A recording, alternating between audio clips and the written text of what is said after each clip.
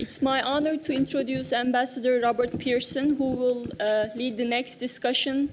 Bob joined the Middle East Institute at the beginning of last year as a scholar affiliated with the Center for Turkish Studies, and he has published regularly for us since then, and I personally have benefited greatly from his experienced perspective on Turkey's politics and Turkey-US relations. He's very well known to many of you for his service as US ambassador in Ankara from 2000 to 2003.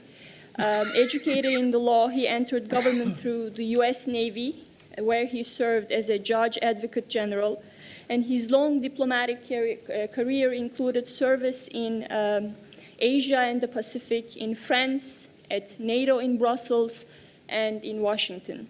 He headed the executive secretariat directly supporting the Secretary of State and managed personnel operations and the repositioning of the Foreign Service to meet the skills challenges of the 21st century diplomacy. And after retiring from the Foreign Service, he was the president of IREX, the International Development NGO. He could readily speak as an expert on this panel, but we have the great advantage of having him moderate the panel between our invited experts, and I'll ask him to kindly introduce them and the topic for panel 3. Thank you.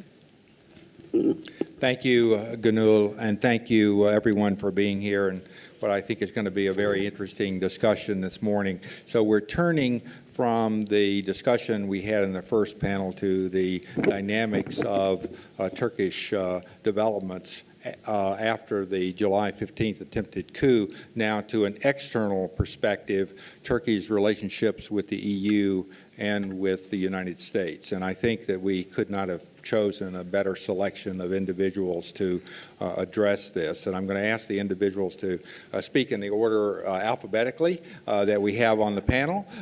And I think it works out beautifully because we get to start with a very distinguished Turkish diplomat and parliamentarian, Ambassador Bozkir. We're very, very happy to have you here. A friend and a chief negotiator with the EU for many years, but someone who also was chair of the Foreign Affairs Committee in the Parliament, is now a member of the AK Party majority in the Parliament, has a unique perspective on both the U.S. and EU relationships. Next to him is Ambassador Jim Jeffrey, who is one of America's most distinguished diplomats, ambassador in both Turkey and in Baghdad, and who was Deputy National Security Advisor under the Bush administration, currently with the Washington Institute, and a regular commentator on Turkey and Middle East affairs.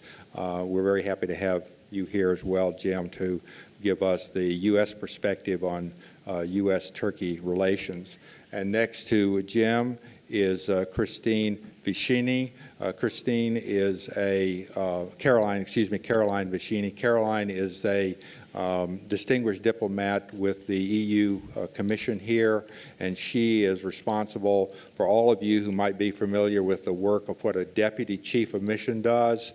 It is an extremely difficult and demanding responsibility, and she has now held this post twice, so she is a real expert in both coordinating the affairs of the EU member states here in Washington, and also has great experience in defense and military issues with her past career. So delighted to have you here with us and look forward to this discussion. So if I could, Ambassador Bozkir, could I ask you to begin? And let me ask you also to address, if you would, in your comments, we've seen the statements from Turkey about relations with the EU and with the United States, but diplomats are always looking for that common space. Where is that space where interests actually coincide and give us a platform for moving ahead if possible? So with your experience and your insight, I wonder if you could also address that in your remarks. If all of you would keep your remarks relatively short, we'll ask questions after that, and then we'll save the last 30 minutes of our time for questions from the audience. So thank you very much, Mr. Ambassador, and welcome to this panel. Thank you, Ambassador. It's my pleasure to take this floor for the second time in 3 years. I was here 3 years ago to talk to you about what's happening in Syria.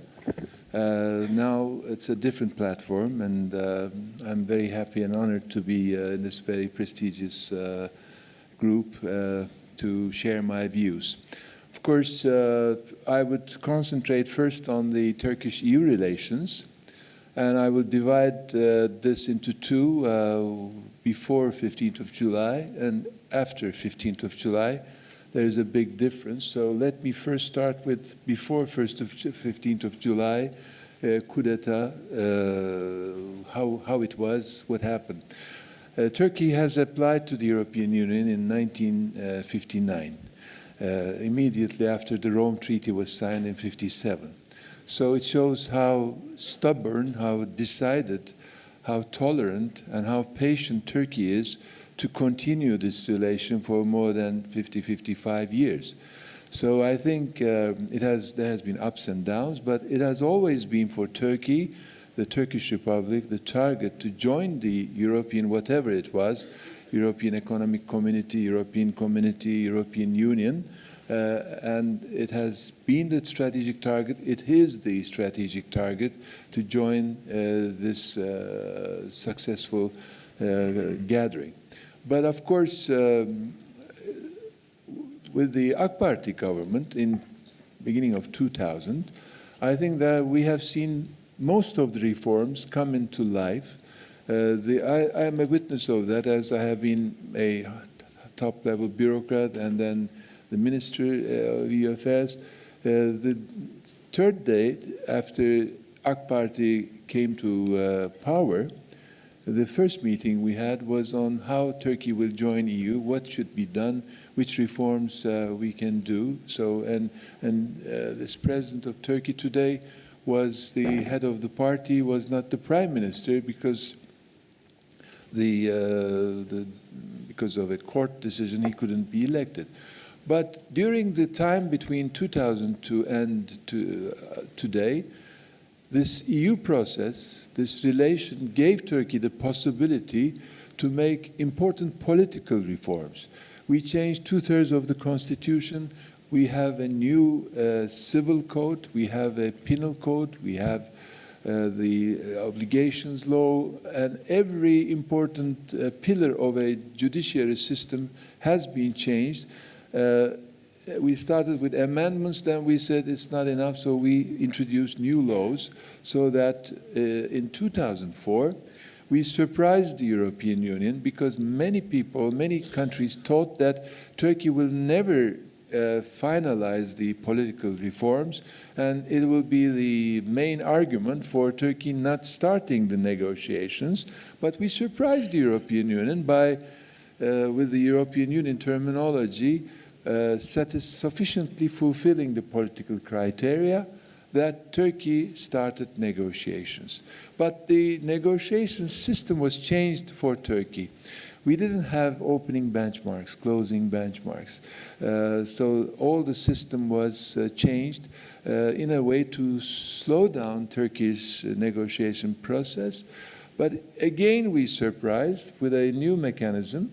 We planned to finish the negotiations 2 years, and when it was seen, we faced a new situation where, because of a Cyprus-related argument, 8 chapters were blocked and then another 5. So we were left out of chapters to be opened or closed. But still, we continued. So now, with this difficult situation where we couldn't open chapters, where we continued reforms, Turkey was progressing in environment or in health security or in everyday life, political reforms. We came to the situation where there was a frustration because we couldn't proceed in the negotiations, but we were doing what was necessary to meet the standards and the expectations. But then came the refugee crisis. As it was mentioned, and with that, we suddenly saw the European leaders coming to Turkey very often and very frequently. Just to give you an example, in 8 years of President Barroso time, he came to Turkey twice. In 8 years, 2 times. While when this refugee crisis, illegal immigrancy, started hitting the European territories, we have seen the President of European Union, President Tusk, President Juncker, and Chancellor Merkel coming to Turkey 5 times in 3 months. So it was a clear indication that Europe was looking to a different picture, and Turkey was actually looking to the correct picture. Nobody was expecting Turkey to move swiftly to solve this problem, to bring down this illegal migrant flows from 8,000, 9,000 a day to single digits today. But because of this cooperation, we had a chance to talk today that this is controlled and there's no more fear that Turkey will not be able to cooperate with the European Union countries to stop this flow. But there are important benefits. For me, as a diplomat for 39 years and a internal domestic politician for 5 years now, for me, the Turkish people are very sentimental, very romantic. They believe in friendships. They believe in good relations. So they say, this country is my friend. This country is not my friend. But actually, in politics, you don't have friends. You have interests. And everything is based on interests. So if you have interests, if it is mutual, this relation goes on. If you don't have interest, then this relation doesn't go on as it is envisaged. So in Turkish-EU relations, what I've always defended is there is interest there. Because we're talking about, for example, customs union. It is $150 billion of a trade volume between Turkey and the European Union, where more than 14,000 articles are traded. And this is a benefit. If we join the TTIP frame by upgrading our customs union relation to add agriculture, services, and public procurement, we go up to $300 billion. US-EU trade is $700 billion. We're talking about a Turkish-EU trade, $300 billion. There is interest there.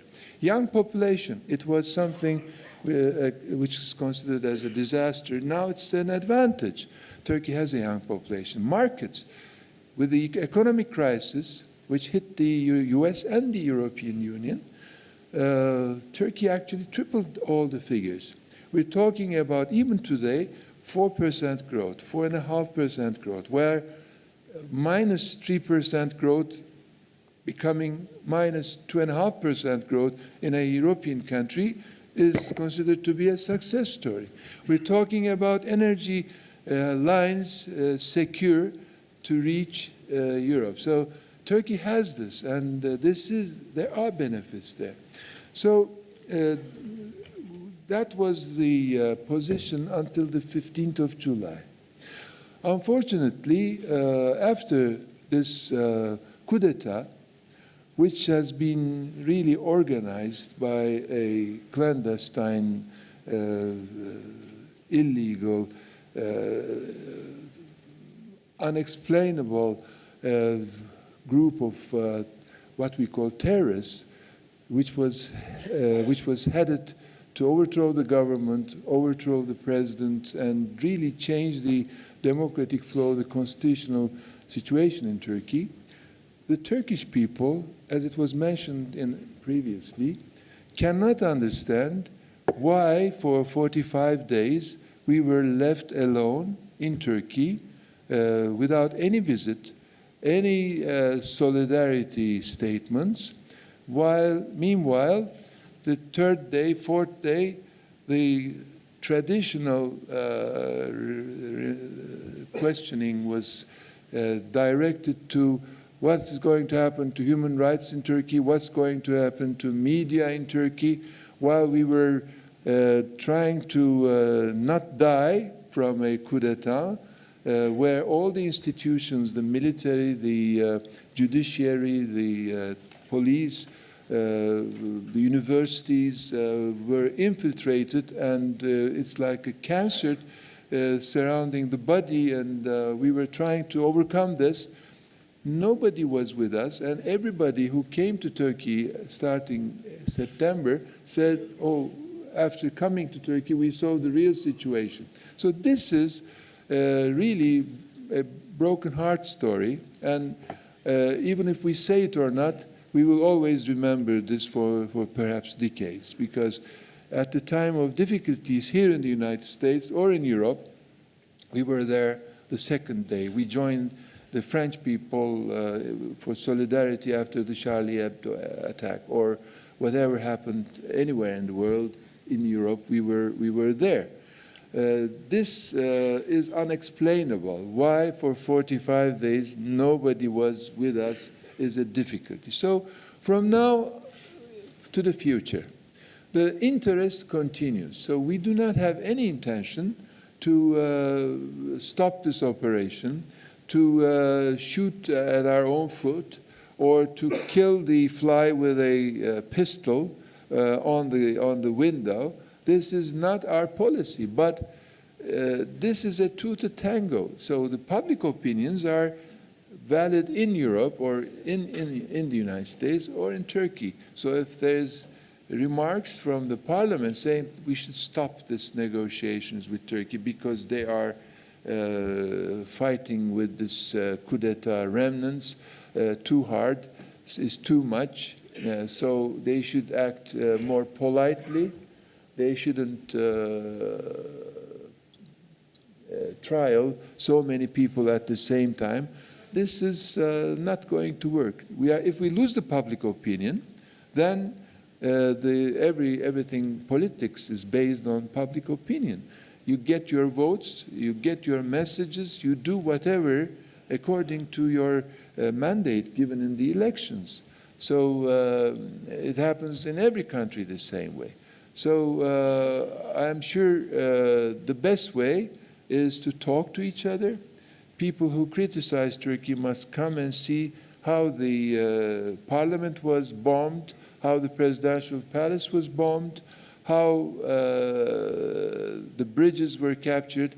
The similar, I think the best way to explain this was in the United States. Think of a clandestine group stopping traffic with military weapons, tanks, stopping Brooklyn Bridge and George Washington Bridge, and another element bombing the Congress. Another element is after President Obama, where he is somewhere in the United States, elite special forces with helicopters go there to kill or to capture him. And meanwhile, all the institutions, the judiciary, the gendarmerie, the police, is in a way captured by this group. What you would have done is being done by the Turkish government today. So we must understand each other and help each other. If Turkey is pushed to the corner, if Turkey is pushed out of this wonderful relation, it will not only be Turkey who is the loser part, but I think it will be a disaster for Europe, for US, for Turkey, for the region, and elsewhere. So let me stop here and wait for the questions. Thank you very much, Ambassador, especially for your explanation of the Turkish perspective on developments before and after the July 15th coup. And I think that one of the things that all of us have said thus far and would repeat is that it would have been good to appreciate more visibly the impact of the coup attempt on the Turkish people and what it meant to them. I will say for the record that President Obama did speak personally with President Erdogan on July 19, and expressed his strong condemnation of the coup and his solidarity with the Turkish government.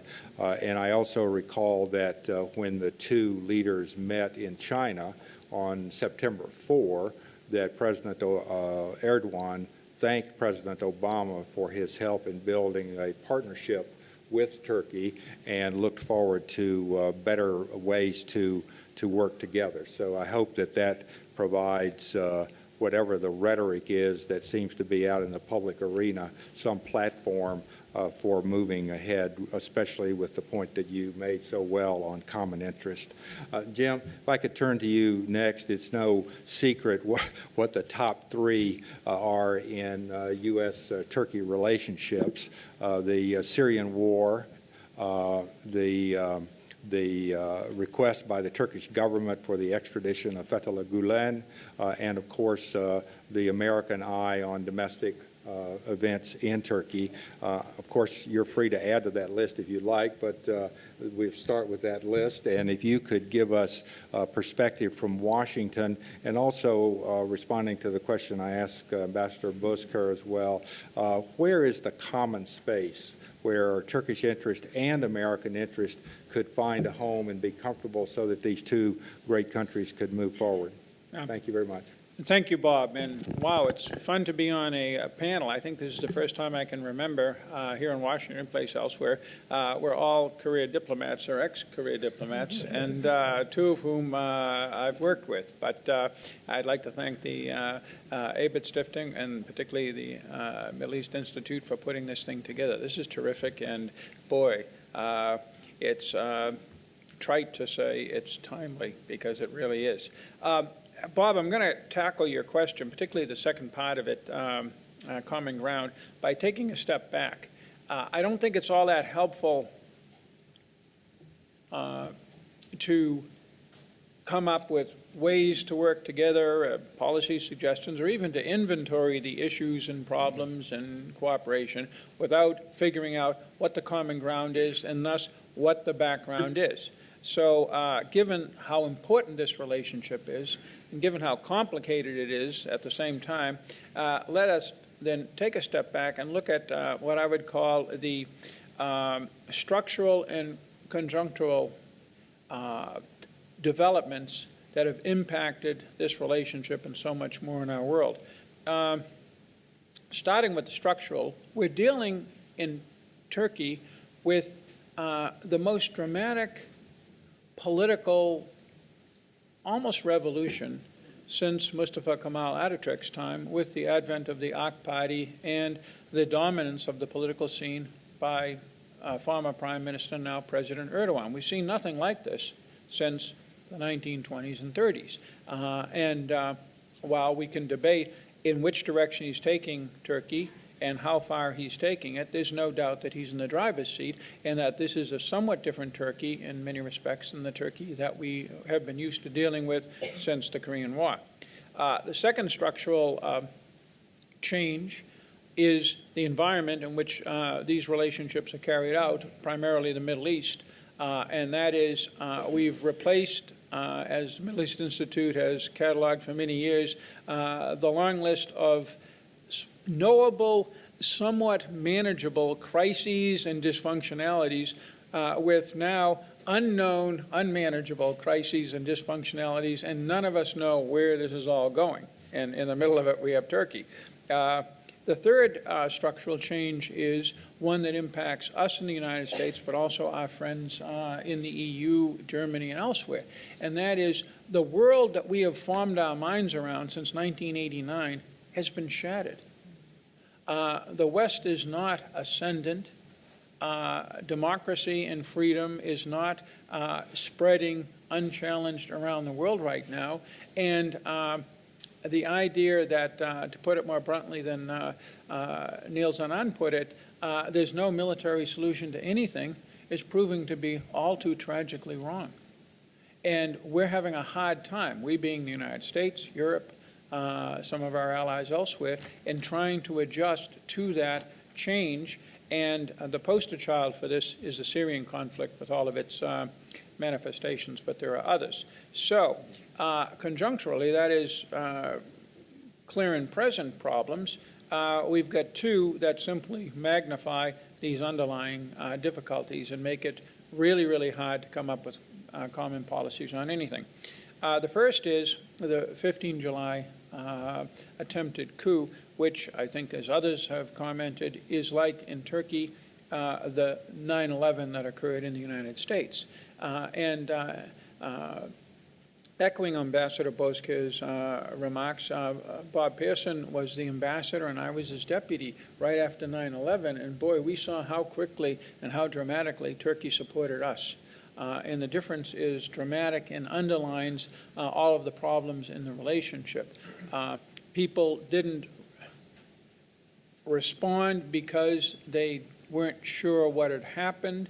The Golanist movement is a complicated thing to try to get down to the levels of fact and truth on, and there's been long-term concerns about President Erdogan's human rights record, and that led to basically an almost wait and see on the part of many people and the part of many other people, a number of unfortunate statements that we're all aware of that required a whole lot of cleaning up. I think that much of that cleaning up has been done, but it took us now 2 months. So that's the first thing. The second thing is the American policy in the Middle East. We're trying to, much of the strains, apart from those related to the domestic situation on July 15th, have been involved in how we deal with a very complicated set of security challenges in the region, most importantly, ISIS and the Syrian situation, which both we and Turkey share dramatically, and the PKK situation, which, while the United States has positions of principle against the PKK and is supporting Turkey in certain ways against it, is not as central an issue for us as it is for Turkey.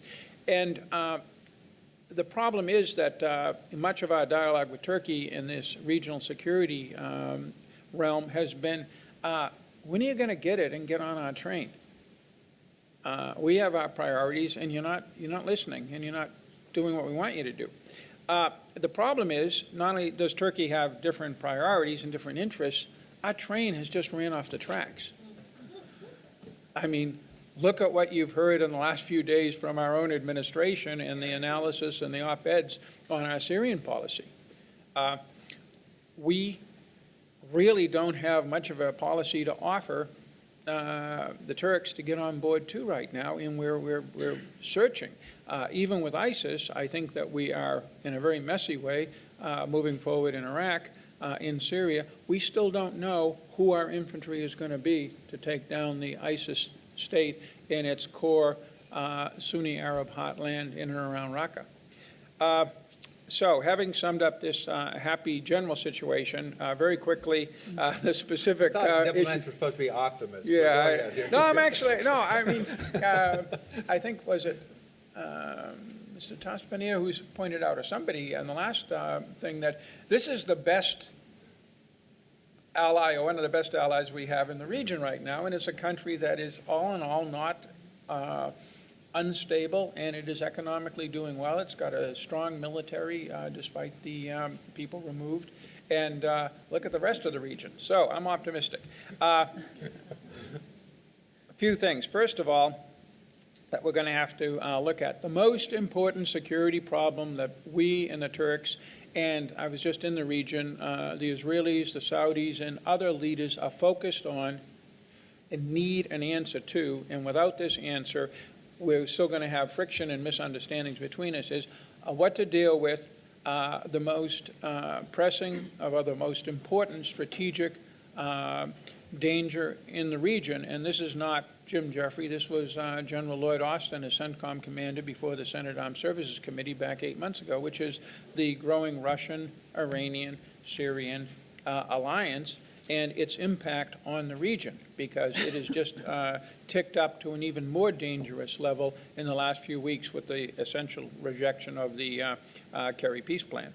That's the first thing. Secondly, how do we deal with the, I won't say the remnants, but basically the last holdouts of ISIS, That is something that is very important to us. It's very important to the Europeans, who are even more under terrorist threat. And both of these, of course, contribute to the flow of refugees, which is a third hugely important thing for Europe. And if it's important for Europe, it's important for the United States. And finally, the PKK. What's Turkey's role in combating the PKK long term? We've seen both all-out war in the last year. We've seen ceasefire and, to some degree, negotiations in the past, as the prior panel talked about. All of this is colored by the domestic situation. I won't say so much the domestic situation, but political back and forth between the two countries that make achieving anything on the regional strategic level hard, to the extent we can even figure out what we want to do at that level, because of the friction between the two countries. And it flows from several sources. First of all, the United States and the West generally will not stop pointing out what we see is violations of human rights and Western values, as we put it, or universal values or UN Charter values in Turkey or any place else. It's simply in our nature. It's in our DNA. We do it all the time. By the same token, and we heard a bit of this in the last panel, and those of us who have served there have seen a lot of it, Turkey takes a somewhat distrustful, conspiratorial view of how the outside world has treated Turkey for a long time. You mentioned that, and with very good reason, you will long remember how we didn't support you. But you're going to add that to a long list of sins and mistakes, from the Korean War to the pulling out of the Jupiters and all these other things that you and I and all of your colleagues have talked about over the years. And we think, we're not quite sure, President Erdogan just added the Lausanne Treaty to that list of betrayals and bad treatment. So this is something that we have to live with. Turks have to understand we're going to do this all the time. We have to understand that Turks in general, and President Erdogan is particularly good at this, will be raising fundamental questions about where we are, what our motives are. And with Erdogan in particular, he can dial that up and he can dial that down. I've seen him be very supportive and work deals. I've seen him in the mode that you've seen in some of these statements. And finally, these general frictions in the bilateral relationship and sort of the political internal can get really nasty over two issues that are out there. One is, of course, the extradition request of Fethullah Gulen. That has all kinds of minefields for both sides, because it's a complicated process, and Turkey wants to see action, as Turks say. What if, we had Osama bin Laden in Turkey? What would you expect of us? On the other hand, there's a very complicated legal situation that is not an excuse, it's a reality. And finally, there is, in the last conference I was at involving Turkey, the subject was basically, and I'm summing up unfairly, are there alternatives to Incirlik and our military relationship? There is a tendency for us not only to criticize Turkey, which, as I said, we will never stop doing. There's a tendency often for us to try to make that criticism the center of our relationship. And boy, is that ever going to get us into trouble with all of the other problems we have right now. I'll stop there. Thank you very much. Okay, I thank you very much, Jim. And in the interest of time, we'll move on to Caroline's comments. But there are two fundamental contradictions in the Syrian issue that the next president of the United States is going to have to face. And one is Turkey is now in Syria in a significant way. And will it be able to stay there indefinitely with its own resources? And secondly, the U.S. relationship with the Kurds as the most effective fighting force in Syria against ISIS now at least can be looked at again to see what role Turkey can play if it wishes to play. Those two questions are going to drive the new American president to some serious thought about how we're going to deal in the region, and maybe we can take those up during the question and answer period. Caroline, the I think for at least many Americans, one of the principal questions dealing with the relationship between the EU and Turkey is the refugee issue a singular point of discussion, a transaction that, let's say, can be solved, and once solved, everything's back on track with the membership discussions? Ambassador Bozkir laid out his very articulate explanation of Turkey's perspective. Or is it all bound up now? Has it so affected the politics of Europe and so affected the atmosphere of negotiations that it will all now have to be treated as I'll call it, a lump, and therefore is a more complicated issue than even it was before? So thank you, and look forward to your comments. Thank you. First of all, thank you to the organizer, the Middle East Institute, and the Friedrich Ebert Stiftung for having me here and to represent the European Union. And I'm very impressed by the audience. What a big audience. It just shows what an interesting and complex issue, or what an interesting and complex country we are discussing, because it's not an issue, it's a country actually. I just wanted to start out, because always when you discuss EU's involvement in the in any international affairs, it's always important to point out for an American audience that the EU is actually composed of 28 sovereign nations, and we have a common foreign policy, but that's a policy that is built on consensus. And we have other fields of our policies that are directed by other formulas, which makes it even more complicated when you talk about a relation that is so multifaceted as the relation with Turkey. When it comes to Turkey and the overarching relation to Turkey, it's absolutely true that there are many different opinions among the European nations. And we have heard the sort of German vision here, but we have also 27 others, and that is a part that complicates it. And there are some countries that have very close and strong relations with Turkey, and there are others that are more in the periphery to the Turkish issue, and that complicates the situation. I also wanted to say that when this commission came in 2015, the commission itself took a decision to not have any expansion during its mandate, not take in any new member states during its mandate. And the commission is sitting until 2019. And this is, we have several countries in the Balkans that we are negotiating with, and it's the same for them. So I just wanted to point out that the negotiations are continuing, but no country, none of the presumed member states can count on to finalize and be admitted into the European Union during this commission. And that decision was taken for different reasons that we should not prolong this over.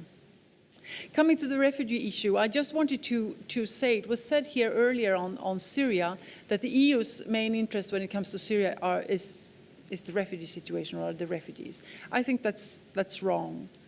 The EU's main interest when it comes to Syria is democracy in Syria. That's the point we are departing from. Now we have a situation where democracy seems even further away than some time ago. But EU is working with that in mind. The refugee situation is a consequence of what's going on in Syria. But for us, we deal with that consequence in many different ways.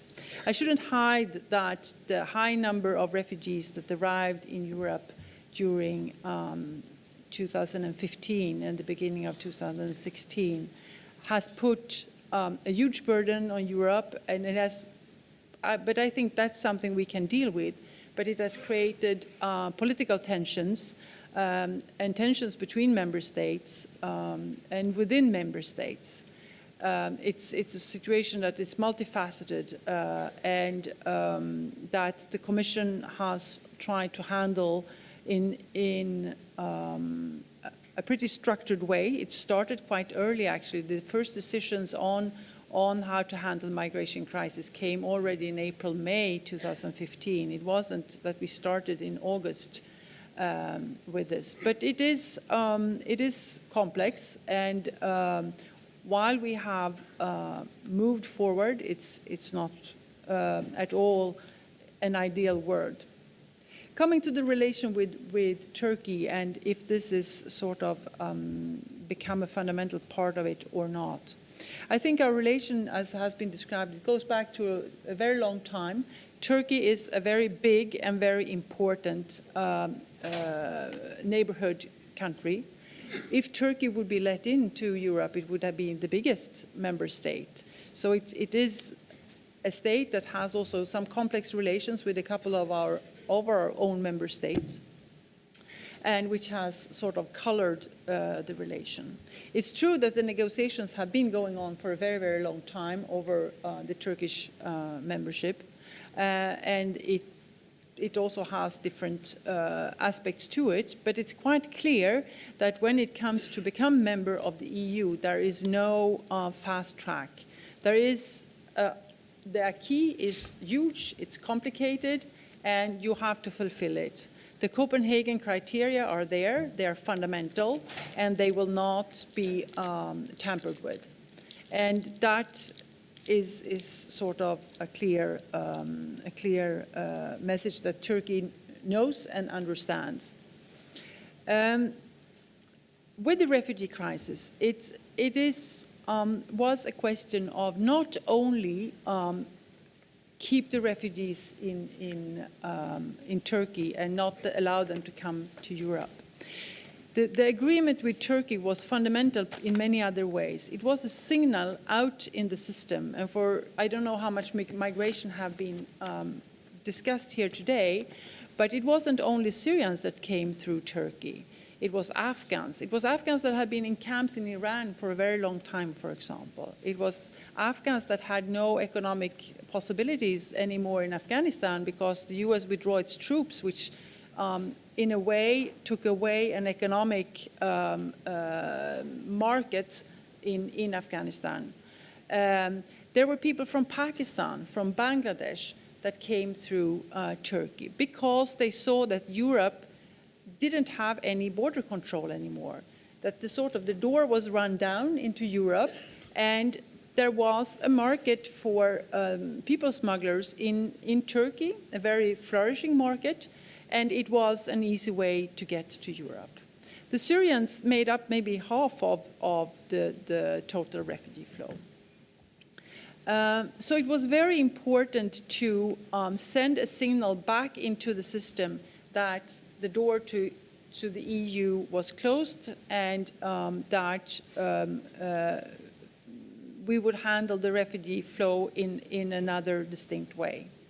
And we are extremely grateful to Turkey, which is the largest recipient of Syrian refugees, for what they are doing, for the enormous generosity of the Turkish state and government towards these refugees that have health care, that are able to work in the local labor market, where the children are receiving now to a higher degree schooling, and that is fundamental to us. It was a discussion in Europe on whether we thought Turkey was a state where we could leave refugees. And the anonymous question on that, or response to that, was definitely yes. Turkey is a state that treats the refugees with respect, with dignity, and protect their human rights. And that's why EU felt that we could make this deal with Turkey. But the deal was also, a part of the deal was also to open new chapters in the negotiations on the membership that had been stalled for a long time. It was a promise to achieve visa liberalization with Turkey. So there were many, and it was, which I think is the most important part, a promise to help Turkey to carry the burden of the refugees. And to that extent, the EU put 3 billion euro over a 2-year period to help to sustain the refugees in Turkey. I don't think that it's all bundled together. I think we have a very multifaceted relation with Turkey.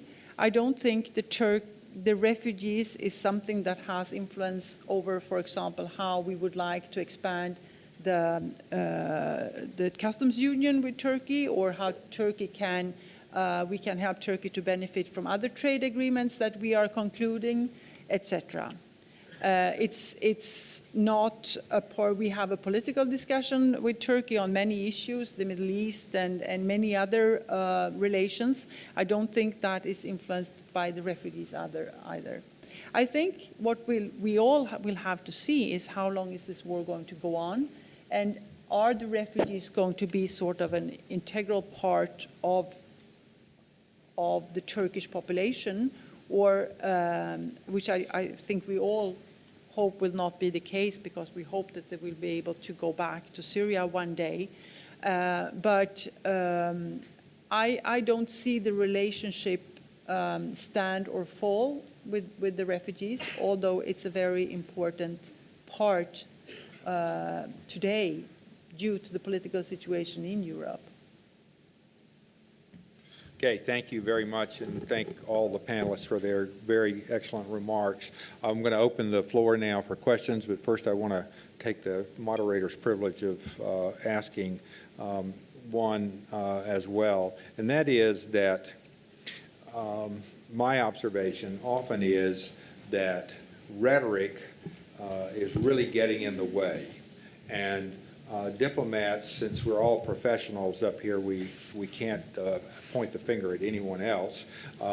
Diplomats have the responsibility for correctly analyzing a situation, what brought us to this point, where we are now, what are the factors in play. But after that, you actually start the process. After that, you have to decide, what are you going to do? So to put us all under the spotlight here, what if you could state one positive step forward from your perspective that would include the interest of Turkey and the U.S., or the interest of Turkey and the EU, or even ideally all three? What would be that one step, and how would you present it? Ambassador, thank you. Well, concerning Turkish-EU relations, I think the important thing has been, even though it was within the refugee deal, many of the promises have not been fulfilled. For example, visa liberalization was very important for the Turkish public, because I think Turkey doesn't deserve that kind of treatment, where while many other countries who have same population or same difficulties got this visa liberalization. Actually, we worked on 72 criteria, and I was a part of this very important discussions. And we worked very hard to fulfill these criteria. But in the last moment, one sentence mentioned in this 72 list suddenly became the main obstacle. That was a demand in a change of the anti-terrorist law in Turkey. It was never mentioned in our discussions while we were concentrating on many other issues. So the mistake here was these 72 criteria was taught as if it was a mathematical equation. But the wordings, or if you look at the fulfilled criteria, you can go back and say this is not fulfilled either. So it is very vague, and with one sentence, like the Copenhagen criteria, many people think the Copenhagen criteria is a library full of books. It's only one sentence. From that one sentence, we changed 140 articles in the constitution and changed more than 100 laws in Turkey. It's the same thing. So actually a hidden beauty in the 72 criteria was put as a mine, nuclear bomb, to stop the operation. The difficulty is now, before, in my last days as EU minister, I was in Strasbourg, May, and the reasoning was the parliament will not take this until the criteria is met. But I spoke with almost 50 people there, 50 European parliamentarians. Actually, they were hiding behind this because the main demand was, how are we going to deal with human rights situation in Turkey, press freedoms in Turkey? And this is something else. It wasn't in the 72 criteria. So even if we fulfill the criteria, then there will be new elements which will stop. So visa liberalization will be a critical issue because it is attached to the readmission law. And we do not have any intention to put this into force unless visa is liberated, because they are twin sisters. They go together. If it is not fulfilled, then we have no intention to do this.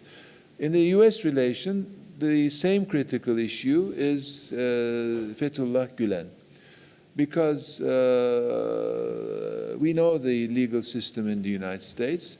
It will take time, okay, but there are all the possibilities not to let him move freely as if he has done nothing. So there are measures which could be taken very urgently, even today, to stop him running this whole empire, clandestine empire, with companies, with universities, with infiltrations which affect not only Turkey but 160 countries in the world. So this is our expectation, and we will look how the US will react to this very important demand from Turkey. Jim?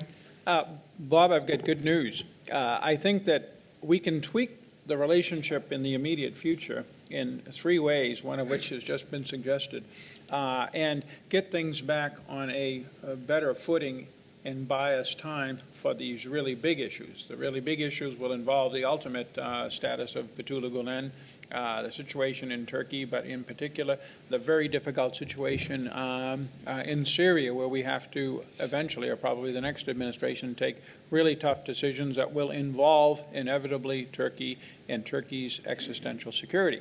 The 3 actions are, first of all, and again, these only require tweaks, we have to clarify our relationship with the PYD, the Syrian Kurdish movement. Absolutely, those areas that are largely Kurdish, they're in charge for the moment, and they're a very effective force blocking and defeating ISIS in those areas.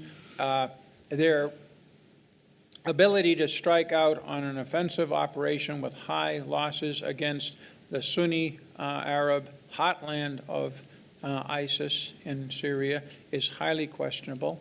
And given that, we need to clarify just how far we're going to go with them. And again, we can work with the Turks. Bear in mind that the PYD and Turkey and the Turkish army share a long and totally peaceful boundary to the east of the Euphrates. This has all been the latest struggle to the west of the Euphrates as the PYD appeared, or at least to Turkey appeared, to be trying to establish a contiguous border from the Afrin area to the northwest, all the way across that 96-kilometer band to the Rojava area to the east.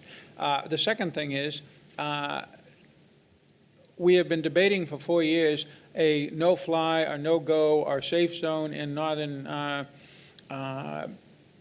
Syria that could help us defeat ISIS and exert pressure on the Syrian government and its allies, Iran and Russia. We now have one, or the Turks have one. President Erdogan's plan is to set up a 45 square kilometer region, build up local forces in there and take on ISIS, but obviously keep the PYD out and pressure Syria. We're not neutral in this. We have 40 Special Forces troops in there right now. We provided air support when the Turks went in. It's just one of these kind of ambivalent things. A slightly more enthusiastic embrace of this thing in coordination on the ground will help us against ISIS, will give us a minor option to pressure the Russians, Iranians, and Syrians, but most importantly, will increase the cooperation between us and Turkey and buy us time. Finally, on the issue of Fethullah Gulen, we need to do more, particularly to ensure, because there's a tremendous fear that there could be a second coup attempt in Turkey, that the communications are being checked and blocked, and that Pennsylvania is not where another coup attempt will be cooked up. There are problems with some of these ideas, though, so we have to be careful, because premature legal actions, particularly anything involving habeas corpus, trying to arrest someone or limit someone's movements, can lead to a legal challenge that would be very unfortunate for the bigger game, which is the extradition request and the legal review of the extradition request. So I'll stop there, Bob. Great. Thank you very much. Caroline.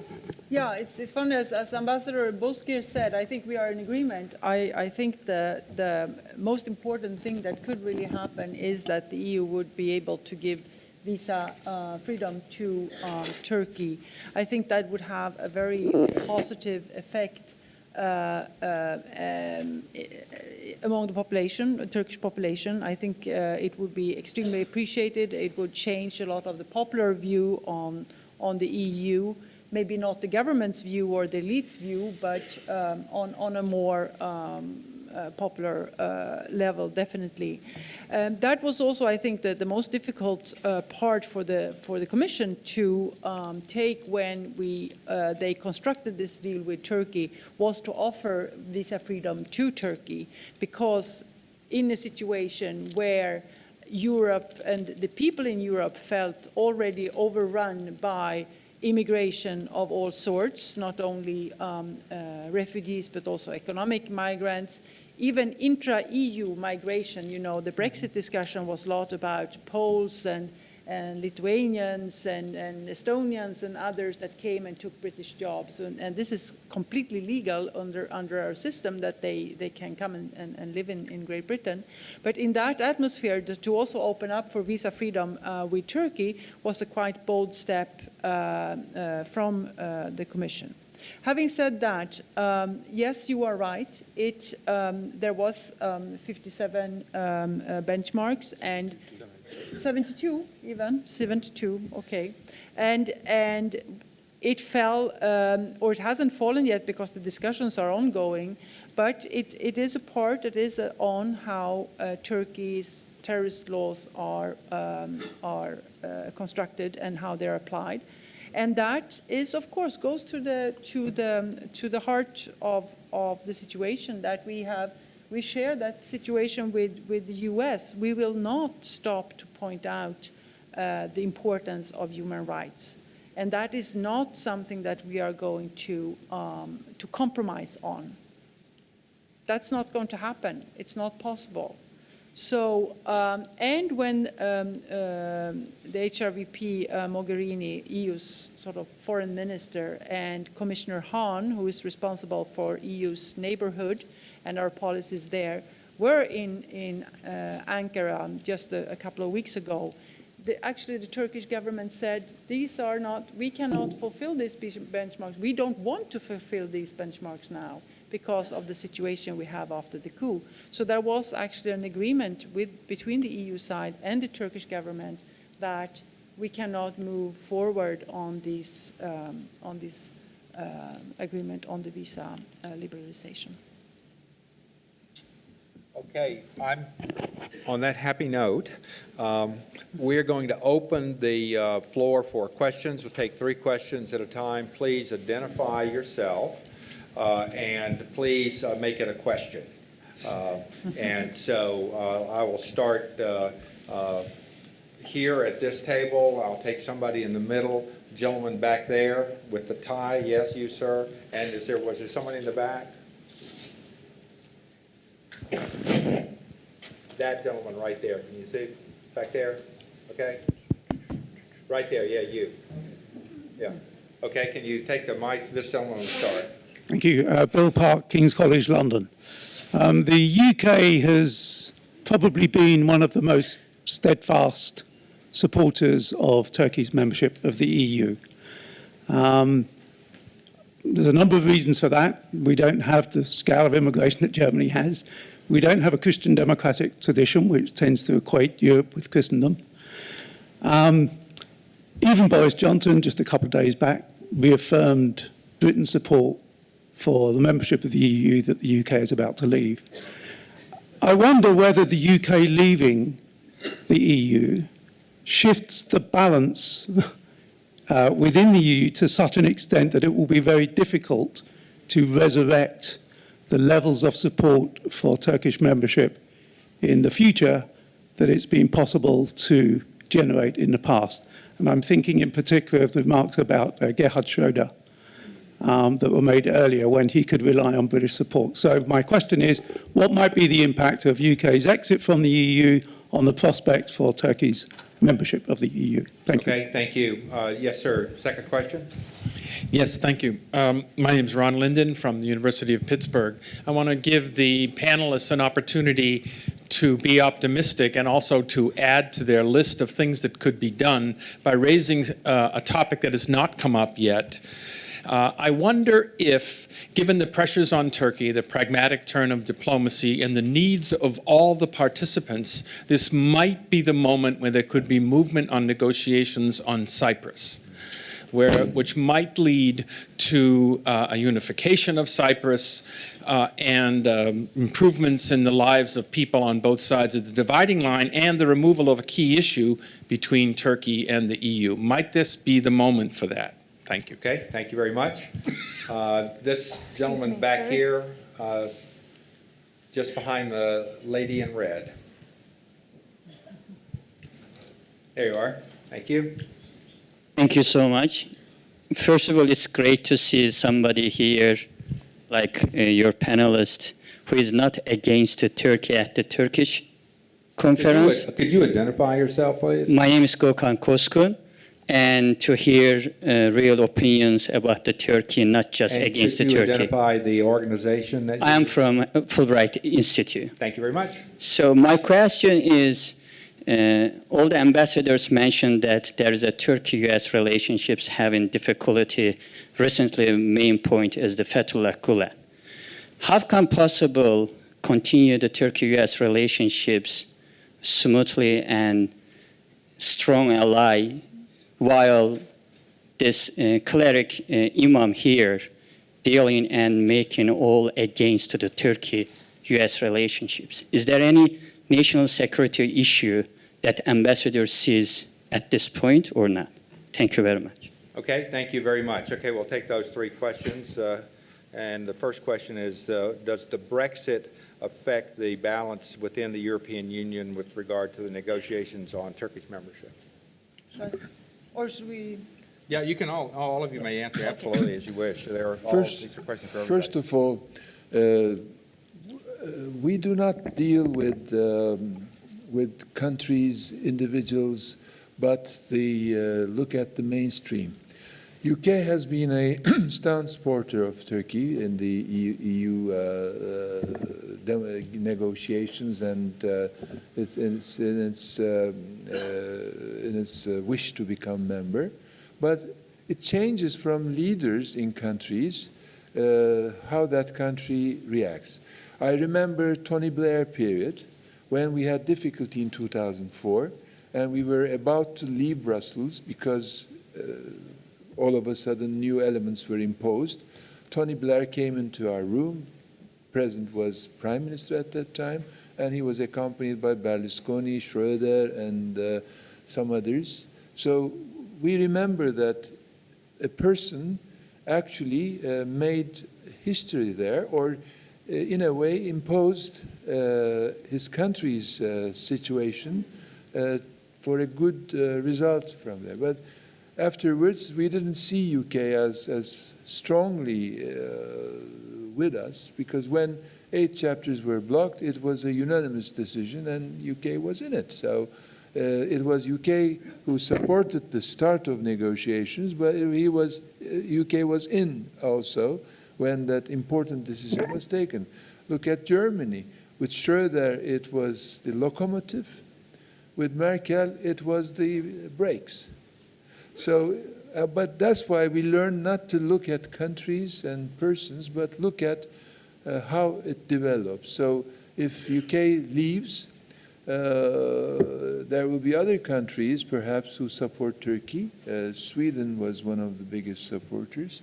There are other countries. UK has always the power of supporting a country from outside, even from outside. But I always have the doubt that in politics, 1 week is too long.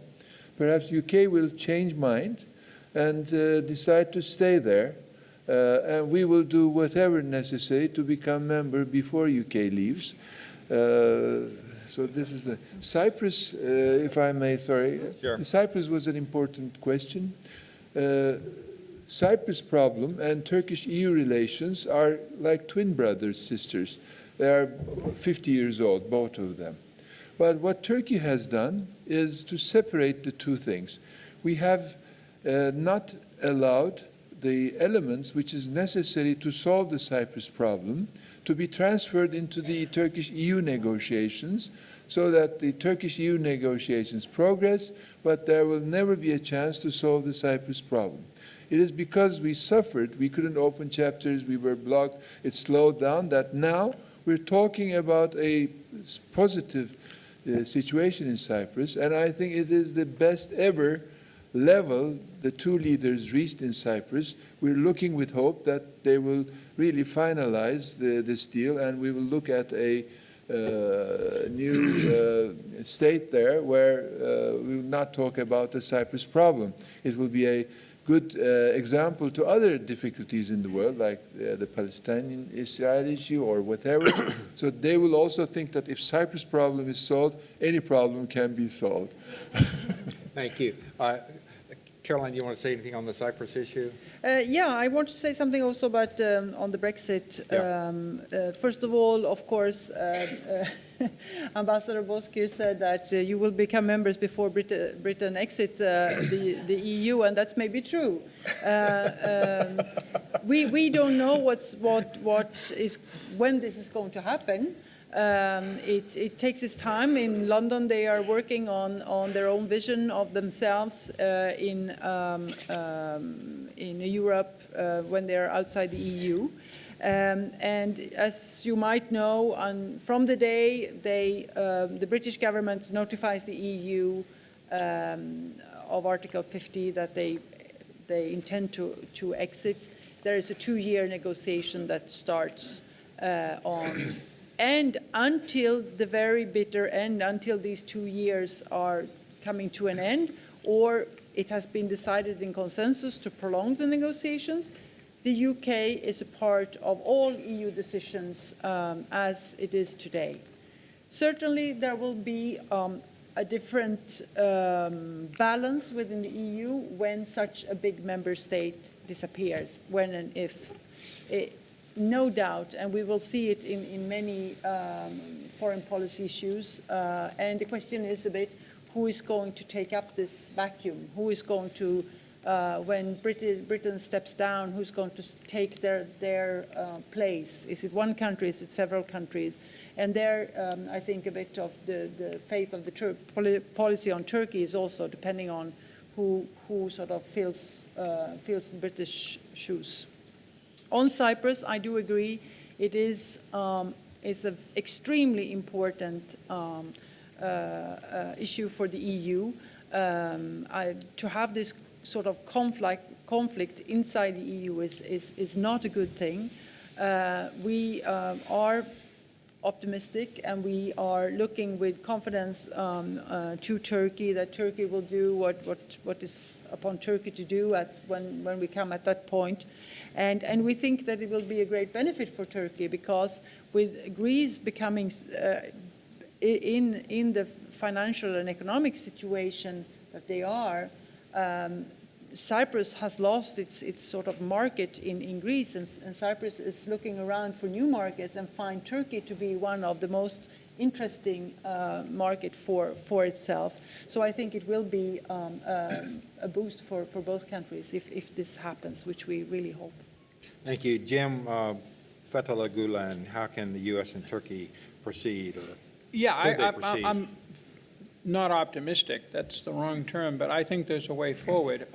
First of all, if the U.S. takes seriously the Turkish extradition request, and there's every example at the top levels of government do so, and proceeds forward on it while also taking other actions to limit any possibility of a coup attempt emanating from the United States occurs again in Turkey, and if there is no new coup attempt, I think that we can go forward. It's a bit tricky in two ways. First of all, for reasons I don't have time to get into, but you can trust me on this, U.S. government lawyers hate cases like this, not because it involves Turkey, but because it involves complicated political things, rolling the dice before a magistrate and things like that. And if they're not pushed from the top, they will delay and always want more evidence and always go to more meetings. So that has to be closely managed.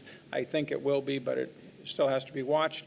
And the level of rhetoric, we're going to get a lot of it out of Turkey. That's understandable. But if it goes too far, it'll help the defense against extradition by claiming that this is all a political issue and the American government is acting under threat.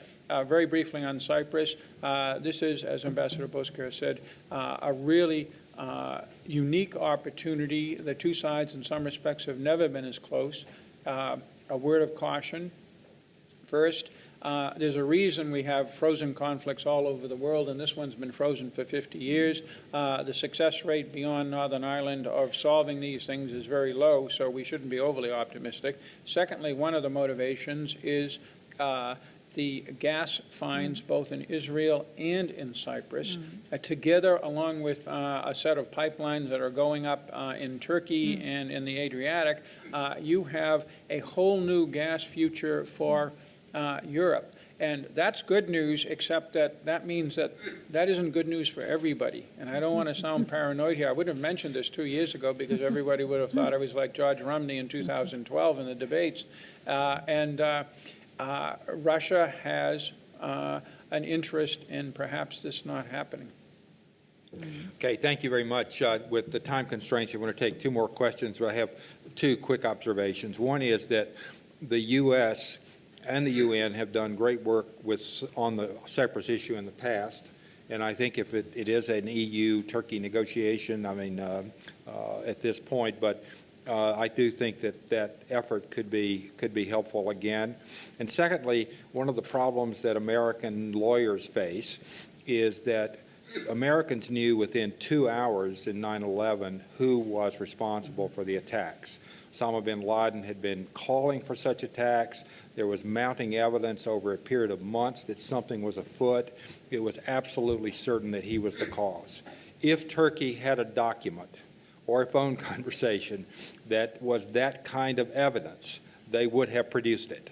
And therefore, we are faced with the issue of circumstantial evidence, which is a very difficult issue to resolve in any case. So a little bit of patience is required because there is no such document or telephone conversation that Turkey has presented to the United States at this point.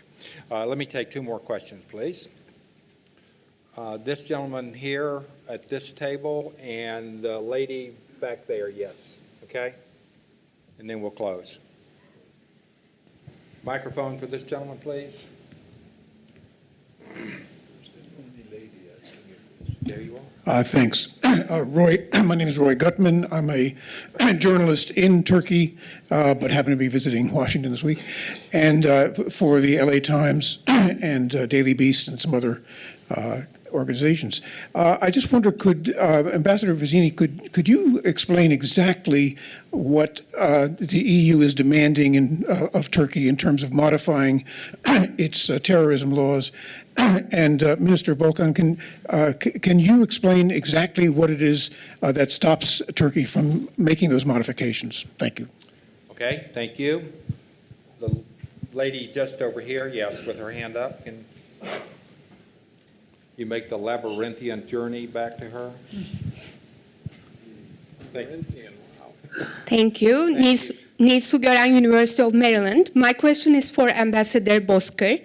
For years, Turkey made the claim and the assertion that a Turkish accession to the EU would contribute to European common security and defense policy, and received the critique that this would actually make the EU a frontline state to the conflicts in the Middle East.